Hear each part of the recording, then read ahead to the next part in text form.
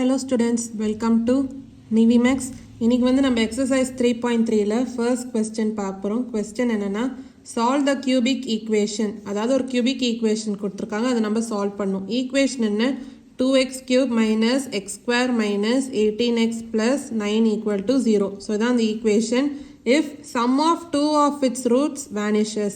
அதாவது அந்த rootsல two roots ஓட sum வந்து vanish ஆகும். So இதான் வந்து condition. அதாவது 0 ஆகும். அது ரெண்டு ரூட்ஸையும் நீங்கள் ஆட் பண்ணிங்கன்னா இப்போ ஃபஸ்ட் அந்த ஈக்குவேஷன் வந்து எழுதிக்கலாம். அதாவது 2x cube minus x square minus 18x plus 9 equal to 0. இப்போது எக்ஸ் கியூபோட கோஎஃபிஷியன்ட் வந்து நம்மளுக்கு 1 இருந்துச்சுன்னா நம்மளுக்கு சால்வ் பண்ணும்போது ஈஸியாக இருக்கும். அப்போ இந்த ஈக்குவேஷனை நம்ம 2ஆல் டிவைட் பண்ணலாம். ஏன்னா 2ஆல் டிவைட் பண்ணோன்னா எக்ஸ் கியூபோட கோஎஃபிஷியன்ட் வந்து 1 அப்படின்னு வரும். அப்போ 2ஆல் டிவைட் பண்ணும்போது என்ன வரும், x cube minus x square by 2 அப்படின்னு வரும். மைனஸ் 18x by 2 என்ன வரும் 9x plus 9 by 2 equal to 0. இப்போ இது மூலமாக கோஎஃபிஷியன்ட் அதாவது a ஓட வேல்யூ என்ன 1, b ஓட வேல்யூ என்ன மைனஸ் 1 by 2, c ஓட வேல்யூ என்ன மைனஸ் 9, d ஓட வேல்யூ என்ன 9 by 2. இப்போ கண்டிஷன் என்ன சொல்லியிருக்காங்க, sum of two of its roots vanishes. அதாவது ரெண்டு ரூட்ஸோட சம் வந்து ஈக்குவல் டு 0 அப்படின்னு வரும். அப்போது இந்த ரெண்டு ரூட்ஸ் நம்ம எப்படி எடுக்கலாம், ஆல்ஃபா அண்ட் மைனஸ் ஆல்ஃபா. ஏன்னா ஆல்ஃபா ப்ளஸ் மைனஸ் ஆல்ஃபா என்ன வரும் 0 அப்படின்னு வரும்.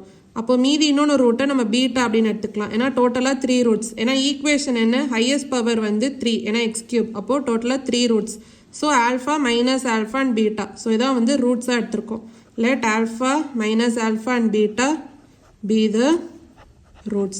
இப்போ நம்ம சால்வ் பண்ணலாம். இப்போ sum of the roots வந்து நம்ம எப்படி கண்டுபிடிப்போம், அதாவது இங்கே ரூட்ஸ் என்ன alpha minus alpha and beta. அப்போ alpha plus minus alpha plus beta. So sum of the roots நம்ம எப்படி கண்டுபிடிப்போம், minus b by a அப்படின்னு கண்டுபிடிப்போமா. அப்போ alpha minus alpha plus beta equal to minus b ஓட வேல்யூ என்ன minus 1 by 2 by a ஓட value என்ன 1 தான். அப்போது ஆல்ஃபா ப்ளஸ் மைனஸ் ஆல்ஃபா 0. அப்போது beta equal to minus into minus 1 by 2 என்ன வரும் ப்ளஸ். அப்போது 1 by 2. ஏன்னா 1 by 2 by 1 வந்து 1 by 2 தான். அப்போ பீட்டாவோட வேல்யூ இது மூலமாக நம்மளுக்கு என்ன தெரிஞ்சிருக்கு 1 by 2.